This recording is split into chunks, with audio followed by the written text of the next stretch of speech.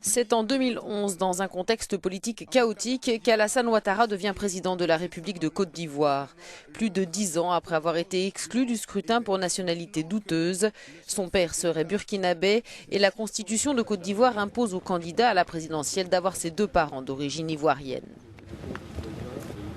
Cet ancien haut dirigeant du Fonds monétaire international et de la Banque centrale des États d'Afrique de l'Ouest, Ado, comme on le surnomme souvent, succède alors à son rival, Laurent Gbagbo.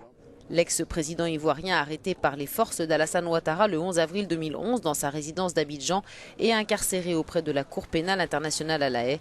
Il attend son jugement pour crime contre l'humanité.